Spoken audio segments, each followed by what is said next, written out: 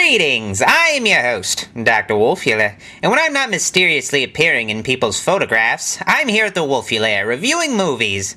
Back in 2000, Nickelodeon aired a made-for-TV movie in anticipation for Halloween. This movie was Crybaby Lane, and for more than a decade, it was only ever aired once. For a while, the film was believed to be lost. Urban legends started cropping up about the movie being too frightening for TV or some shit. And with Melissa Joan Hart hosting the film, you know you've got a hardcore fucking horror movie on your hands. Well, a VHS copy of Crybaby Lane was found and circulated over the internet recently. Is it as scary as the myths and legends surrounding it? I'm afraid not. Let's watch. The film begins with Frank Langella telling a ghost story about a farmer's wife giving birth to conjoined twins. You know this was a long time ago because the farmer was so disgusted by the idea of his kids being attached to each other that he locked them away in their room forever. That's pretty harsh. As they grew, it became clear that one was good and the other was evil.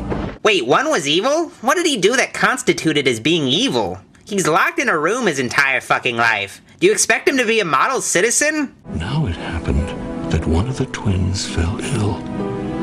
And because they shared the same liver, the illness quickly spread and they both perished. Not wanting to expose his shame, the farmer decided to unjoin the bodies. Wow, that's pretty dark for a kid's movie. And bury only the good son in the town cemetery. He buried the evil son in a fallow field at the end of an old dirt road called Crybaby Lane. Wait a second. If they died and the farmer didn't tell anybody they were conjoined, let alone that he had two sons, how did anybody know? Anyone caught out there at night on that desolate road can hear the cries of the evil child calling for vengeance. And for that matter, who does the evil twin want revenge against? His liver infection? God, I'm only 2 minutes into this flick and it's already filled with a mountain of plot holes. Whatever.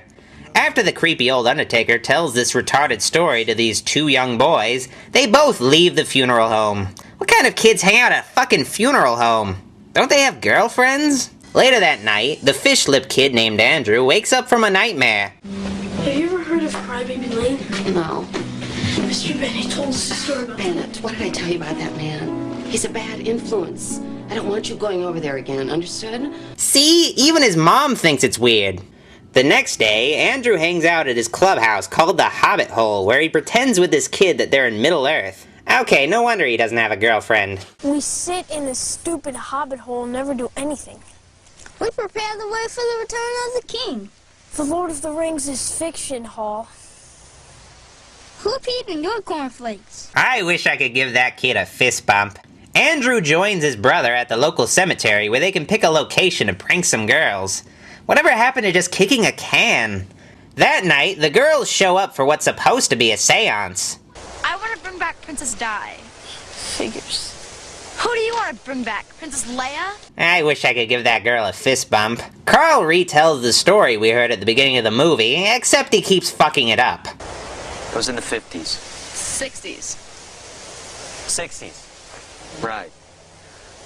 There was this farmer whose wife gave birth to these Siamese twins. Gross. What was his name? Mulder. Anyway. His first name. Why? What was his first name? Oh, Bill. I don't know. You ask a lot of questions for girls. They all join hands in the hope of contacting the good son.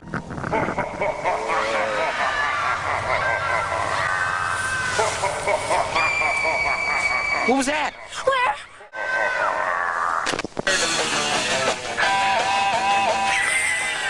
Wow, that was a pretty lame prank. He could have at least had one of his friends dress up in a Halloween costume and scare him a bit. Cut it out, Carl. Carl, stop it. After they hear the real thing, they rush home. I guess they somehow unleashed the evil twin's spirit because it now possesses this dog. I'm getting a Goosebumps vibe. The next day, Bennett the Undertaker and the groundskeeper are inspecting the cemetery. Then they run into the evil dog. It tries to maul this dude, but they manage to drive away in a Cujo moment. Bennett shows up at the boys' home to ask if they did anything last night, but luckily their mom knows better. I don't like what's been going on with you and my kids. Something funny went on there last night, and I think maybe your kids might know something about it. I want you to stay away from Carl and Andrew. A while later, Andrew and Carl sneak out to see the girls, but run into Hall here. Oh, look. You're 9. I'm 12. I'm 12 years old. You gotta stop coming over. You're a good kid. My mom was right about you. You are pathetic. I wished I could give that kid a high five. They're off now. As it turns out, the evil twin has possessed the girls and they're out doing some mischief. Shit, that kid's even possessed the mailman. So, the ghost can possess multiple people at the same time? Well, it worked at Beetlejuice, I guess. In the night, the boys are still biking and get separated by a train. Then Carl somehow is teleported to the cemetery where he's greeted by the ladies. Then he's sucked underground. After the train passes, Andrew is reunited with Carl, who I'm pretty sure is possessed. Back at home, the mother is wondering where her boys are, while the dad does the complete opposite. Yeah, I could drive all night long, never find them, maybe fall asleep behind the wheel, but what kind of message would that send? What are we really saying here? What a shitty father. Well, Carl leads his little bro into an abandoned farm. Andrew gets dirty, so Carl has the boy get nude. Then these girls strike him with some yellow crap. If things couldn't get any more traumatic, Andrew is then locked in the room with a bull. He's rescued at the last minute by some dude and then runs through town in his underpants. This kid is gonna need a lot of therapy after this. Andrew swipes some clothes and heads to the good old funeral home to tell Bennett what's going on. Then I heard you saying strange things were going on. He wanted to kill me. Then Bennett explains that a mistake was made when the twins were buried. And? The bodies got put into the wrong graves. The good son was buried out in the field, and the evil one was put in the grave where you had your seance last night. Whoops. Then the mom pops in just in time to rescue her child. You stop scaring my children! Oh, I'm gonna call the police! Bennett is about to leave, but he gets the shit beaten out of him by this little kid with the toy lightsaber.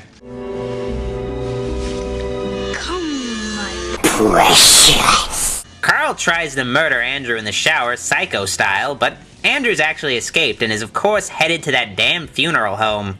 Bennett is revived from his lightsaber injuries and explains to Andrew what he needs to do. There's a weed or a vine that grows out of the grave. It comes from the twins' heart. You have to cut the root. Then Bennett passes out. Or dies, I don't know.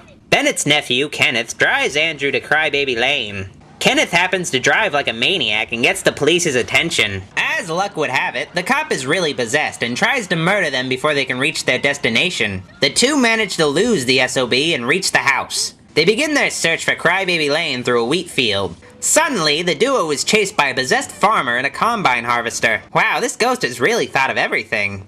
Andrew is left alone to deal with these demented Girl Scouts. After getting emasculated, Andrew does his favorite thing. He runs away. Well, Andrew does trip the one girl that was chasing him. Is he copping a feel? Andrew finally reaches Crybaby Lane. Before he could save the day, however, the twin teleports Andrew to the cemetery. Why didn't the evil twin just do that earlier? What did you do to Carl? Nothing. You know, me and Carl just like to, well, play together. He's fun. The evil twin tries to possess Andrew, but light repels him. Then a voiceover reminds Andrew what to do. There's a weed that comes from the twins' heart. You have to cut the root. He does just that, and everyone is released from their possession.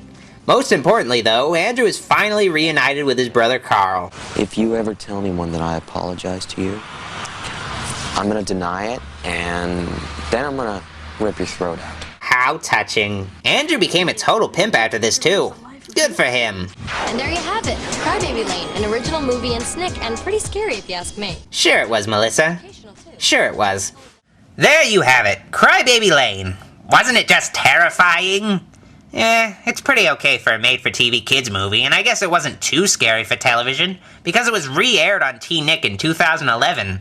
I give Crybaby Lane a Sabrina the Teenage Witch out of Richard Nixon. The twist is you're already dead. Then what was it? I don't know, wind, who cares? It wasn't wind. That was.